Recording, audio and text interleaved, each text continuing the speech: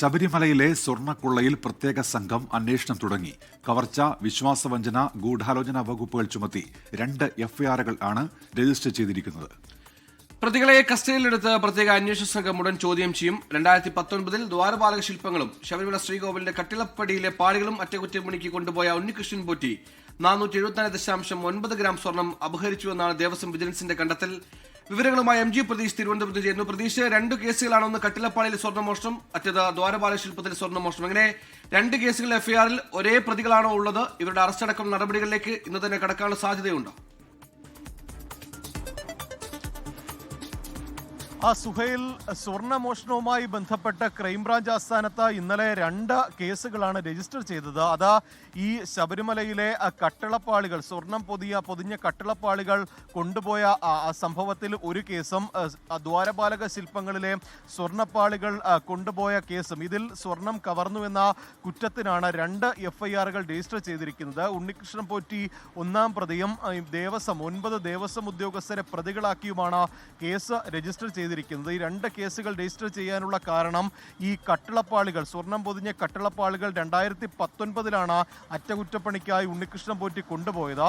2019 July മാസത്തിലാണ് ദ്വാരപാലക ശില്പത്തിലെ സ്വർണ്ണപ്പാളികൾ കൊണ്ടുപോയത്. അതുകൊണ്ടാണ് 2 എഫ്ഐആറുകൾ രജിസ്റ്റർ ചെയ്തിരിക്കുന്നത്. ഈ 2 പാളികളും കൊണ്ടുപോയത് വഴി ഉണ്ണികൃഷ്ണൻ പോറ്റി സ്വർണ്ണ അപഹരണം നടത്തി എന്നതാണ് ഈ ദേവസ്വം വിജിലൻസിന്റെ തന്നെ അന്വേഷണത്തിൽ കണ്ടെത്തിയിട്ടുള്ളത്. പക്ഷേ അത് എത്രത്തോളം സ്വർണം പോയിട്ടുണ്ട്, ഇതിന്റെ വ്യാപ്തി എത്രത്തോളം ഉണ്ട് എന്നതടക്കമുള്ള കാര്യങ്ങളിൽ പ്രത്യേക അന്വേഷണ സംഘം വിശദമായ പരിശോധന നടത്തും. ഇതിനായി ഉണ്ണികൃഷ്ണൻ പോറ്റിയെ കസ്റ്റഡിയിലെടുത്ത് ചോദ്യം ചെയ്യാനാണ് നിലവിൽ അന്വേഷണ സംഘത്തിന്റെ തീരുമാനം. ഒപ്പം പ്രതികളായിട്ടുള്ള 9 ദേവസ്വം ബോർഡ് ഉദ്യോഗസ്ഥരെയും ചോദ്യം ചെയ്യും. അവരുടെ അറസ്റ്റ് രേഖപ്പെടുത്താനുമുള്ള സാധ്യതയാണ് നിലവിൽ കാണുന്നത്. പത്തനംതിട്ട കേന്ദ്രീകരിച്ച ക്യാമ്പ് ഓഫീസ് തുടങ്ങി അന്വേഷണം നടത്താനാണ് SIT നീക്കം. ഒപ്പം അക്കാലത്തുണ്ടായിരുന്ന ദേവസ്വം ബോർഡിൻ്റെ ഏതെങ്കിലും തരത്തിൽ ഇടപെടലുകൾ ഇക്കാര്യത്തിൽ ഉണ്ടോ എന്ന കാര്യവും പരിശോധിക്കും. കാരണം ദേവസ്വം ബോർഡ് പത്മകുമാർ ചെയർമാനായിരുന്ന ദേവസ്വം ബോർഡ് ഭരണസമിതിക്കും ഇക്കാര്യത്തിൽ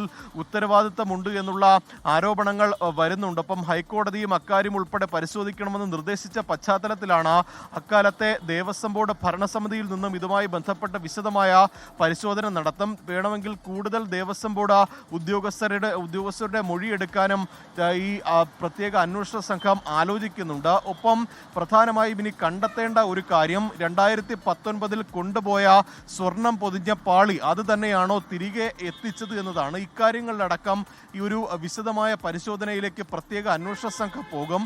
ഈ മാസം തുലാമാസ പൂജകൾക്ക് നട തുറക്കുന്ന ഘട്ടത്തിലാണ് ഈ അറ്റകുറ്റപ്പണിക്ക് ശേഷം കൊണ്ടുവന്ന സ്വർണ്ണപ്പാളികൾ തിരികെ സ്ഥാപിക്കുന്നത്. അതിനു മുൻപായി ഒരു ശാസ്ത്രീയ പരിശോധനയിലേക്ക് പ്രത്യേക അന്വേഷണ സംഘം കടന്നേക്കുമെന്നൊരു സൂചനയുണ്ട്.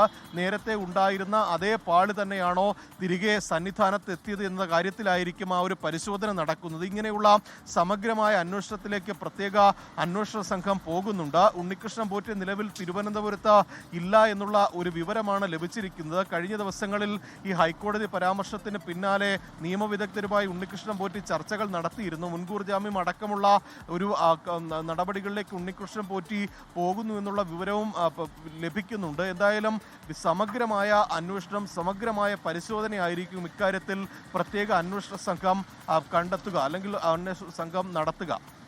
പ്രതീക്ഷ, ഇപ്പോൾ ഈ 2019 ദേവസ്വം ബോർഡ് ഉണ്ടല്ലോ, അതും ഈ അന്വേഷണ പരിധിയിലുണ്ട്. ഇപ്പോൾ ഉദ്യോഗസ്ഥരെ മാത്രം പ്രതി ചേർത്തിരിക്കുന്നു, അന്വേഷണവുമായി മുന്നോട്ട് പോകുന്നു. ഈ ബോർഡിന്റെ ഏതെങ്കിലും തരത്തിലുള്ള ഇടപെടലുകൾ, അതുമായി ബന്ധപ്പെട്ട എന്തെങ്കിലും അന്വേഷണങ്ങളും ഇതിന്റെ ഭാഗമായി നടക്കുന്നുണ്ടോ പ്രതീഷ്?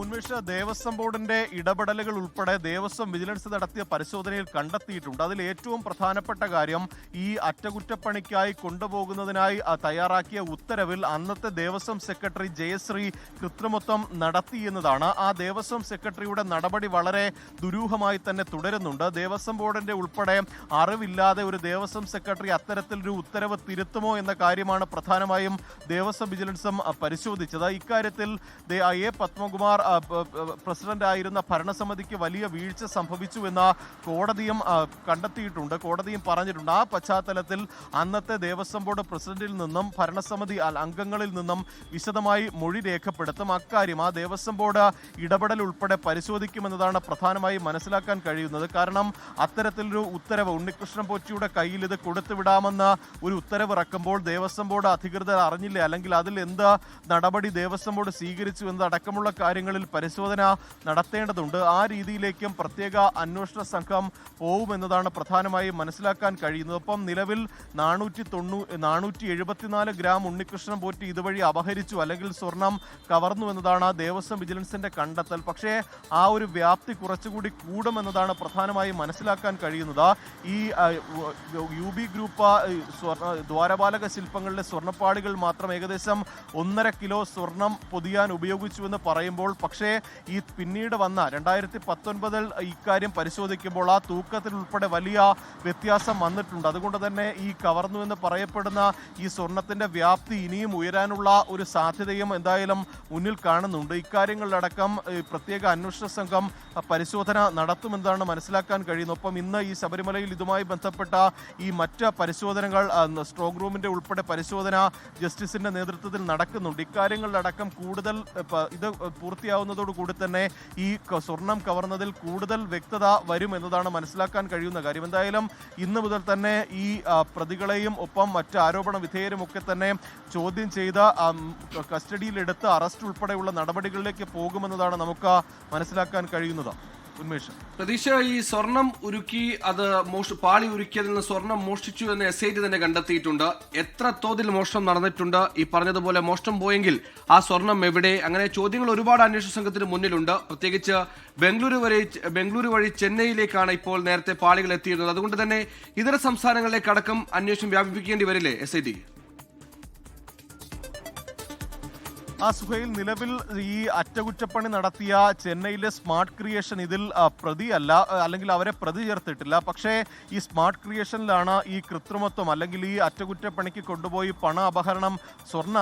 സ്വർണ്ണ അപഹരണം ഉൾപ്പെടെ നടന്നിട്ടുള്ളത്. അതുകൊണ്ട് തന്നെ ഈ കേരളത്തിന് പുറത്തേക്കും അന്വേഷണം വ്യാപിപ്പിക്കാൻ തന്നെയാണ് പ്രത്യേക സംഘത്തിന്റെ തീരുമാനം. ഈ സ്വർണം കവർന്നതിനപ്പുറം ഈ ശബരിമലയിലെ സ്വർണം പൊതിഞ്ഞ പാളിയും സ്വർണം പൊതിഞ്ഞ ഈ കട്ടിളപ്പടിയും ഉൾപ്പെടെ മറ്റ് ഈ സാമ്പത്തിക നേട്ടത്തിനായി ഉണ്ണികൃഷ്ണൻ പോറ്റി ഉപയോഗിച്ചു എന്നുള്ള കണ്ടെത്തൽ നടത്തിയിട്ടുണ്ട്. വലിയ പണപ്പിരിവുകൾ ഇതിന്റെ പേരിൽ നടന്നു എന്നുള്ള വിവരങ്ങളൊക്കെ തന്നെ ദേവസ്വം വിജിലൻസിന് ലഭിച്ചിട്ടുണ്ട്. അതുകൊണ്ട് തന്നെ ഇതിന്റെ പിന്നിൽ മറ്റ് ഇതര സംസ്ഥാനത്ത് നിന്നുള്ളവരുടെ പങ്ക്, ഉണ്ണികൃഷ്ണൻ പോറ്റിയുടെ സഹായികൾ, സുഹൃത്തുക്കൾ, ഇവരുടെ ഉൾപ്പെടെ പങ്ക് അന്വേഷിക്കാൻ തന്നെയാണ് തീരുമാനം. ഈ സ്മാർട്ട് ക്രിയേഷൻ പറയുന്ന കാര്യങ്ങളിൽ പോലും ചില വൈരുദ്ധ്യങ്ങളുണ്ട്. ഈ സ്വർണം ഈ ഉരുക്കിയതിന് ശേഷം ലഭിച്ച സ്വർണത്തിന്റെ അളവ് സംബന്ധിച്ചും പല വൈരുദ്ധ്യങ്ങളുണ്ട്. അത് ഈ സ്വർണത്തിന്റെ അളവുമായി ബന്ധപ്പെട്ടാണ്. നേരത്തെ ഉണ്ടായിരുന്ന സ്വർണത്തിൽ നിന്ന് വലിയ വ്യത്യാസമാണ് പിന്നീട് ഈ ഉരുക്കിയ ശേഷം ലഭിച്ച സ്വർണത്തിലുള്ളത്. അതുകൊണ്ട് തന്നെ വീണ്ടും ഈ സ്മാർട്ട് ക്രിയേഷന്റെ സിഇഒയെ വിശദമായി ചോദ്യം ചെയ്യാൻ പ്രത്യേക അന്വേഷണ സംഘം നീക്കം നടത്തും. അങ്ങനെയെങ്കിൽ